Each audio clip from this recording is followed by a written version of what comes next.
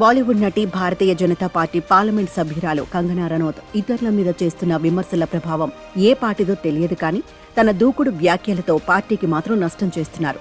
రద్దయిన సాగు చట్టాలను తిరిగి తీసుకురావాలంటూ ఆమె చేసిన కొన్ని వరుస వ్యాఖ్యల మీద గురువారం హర్యానా బీజేపీ ప్రతినిధి విరుచుకుపడిన తీరు చూసినప్పుడు ఈ హిమాచల్ ప్రదేశ్ మండి ఎంపీ వ్యాఖ్యలతో హర్యానా రైతులకు బాగా మండిందని స్పష్టంగా అర్థమవుతుంది. హర్యానాని కాంగ్రెస్ వశం చేసుకోవడానికి మీరొక్కరు చాలు అని పార్టీ అభిమాన నెటిజన్లు ఆమెను వెంటాడుతున్నారు. 10 రోజుల్లో హర్యానాలో ఎన్నికలు ఉండగా ఆమె ఈ వ్యాఖ్యలతో ఏడాది పాటు సాగిన సాగు చట్టాల వ్యతిరేక ఉద్యమాన్ని రైతులకు మళ్లీ గుర్తు చేశారు. ఆ కాలంలో బీజేపీ పెద్దలంతా తమ పట్ల ఎంత అమానుషంగా వ్యవహరించారో, ఎంతగా చులకన చేశారో రైతులకు గుర్తుకొచ్చి ఉంటుంది. 3 వ్యవసాయ చట్టాల విషయంలో పాలకుల అలనాటి కాఠిన్యానికి కంగనా ఓ బలమైన ప్రతీక కనుక బీజేపీ ఇంతగా భయపడటం సహజం.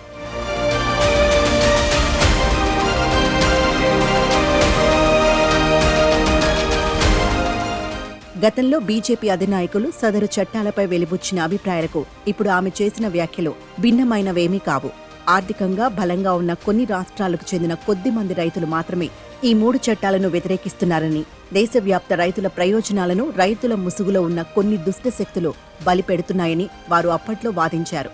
ఖలిస్తానీ తీవ్రవాదులు ఉద్యమంలో వచ్చి చేరారన్న విమర్శలు సైతం చేశారు. రైతులు ఢిల్లీ సరిహద్దుల్లో మకాం వేసుకుని ఎండకు ఎండుతూ వానకు తడుస్తూ పోరాడుతుంటే సమస్త వ్యవస్థలు సహాయ నిరాకరణ చేశాయి, విరుచుకుపడ్డాయి. ఉత్తరప్రదేశ్లోని లిఖింపూర్లో కేంద్ర మంత్రి కుమారుడు రైతుల మీదకు తన కారు పోనిచ్చి కొందరి ప్రాణాలు తీసిన ఘటన దేశాన్ని కుదిపేసింది. రైతుల నిరసనను కేంద్ర పాలకులు తమపై తిరుగుబాటుగా భావిస్తున్నారనేందుకు ఇటువంటి అనేక ఉదాహరణలు ఆ కాలంలో ఉన్నాయి. ఆ పోరాటాన్ని అణిచివేసేందుకు చేసిన ప్రయత్నాలన్నీ విఫలం కావడంతో ముంచుకొస్తున్న పంజాబ్, ఉత్తరప్రదేశ్ ఎన్నికల్లో ఓటమి భయంతో ఆ చట్టాలను రద్దు చేస్తున్నట్టుగా ప్రభుత్వం ప్రకటించింది.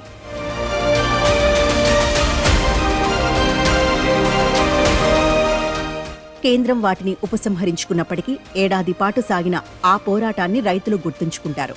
ఆ కాలంలో నిరసనకారులను ఉగ్రవాదులుగా, దానిని ఖలిస్తానీ ఉద్యమంగా అభివర్ణించిన కంగనా రనౌత్ వంటి వారిని మరీను. అప్పటి అవమానాలను ఎన్నేళ్లైనా మరచిపోరనడానికి ఈ ఏడాది జూన్లో కంగనా మీద చండీగఢ్ విమానాశ్రయంలో ఒక సిఐఎస్ఎఫ్ కానిస్టేబుల్ చేసిన దాడి ఓ ఉదాహరణ.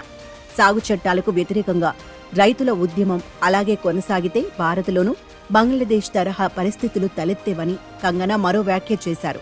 మళ్లీ సాగు చట్టాల ఊసు తెచ్చి పార్టీ ఒత్తిడి మేరకు వెనక్కు తీసుకుని ఆమె క్షమాపణలు కోరుతూ ఉండవచ్చు. అది ఆమె వ్యక్తిగత అభిప్రాయం అంటూ పార్టీ కూడా చేతులు దులుపుకునే ప్రయత్నం చేస్తుండవచ్చు. కానీ మూడోమారు అధికారంలోకి రావాలనుకుంటున్న బీజేపీకి జాట్లు ఇప్పటికే దూరమయ్యారని విశ్లేషణలు వెలువడుతున్నాయి. మహిళా మల్లయోధుల ఉద్యమం పట్ల కేంద్ర ప్రభుత్వం వైఖరి కూడా ఇందుకు దోహదం చేసింది.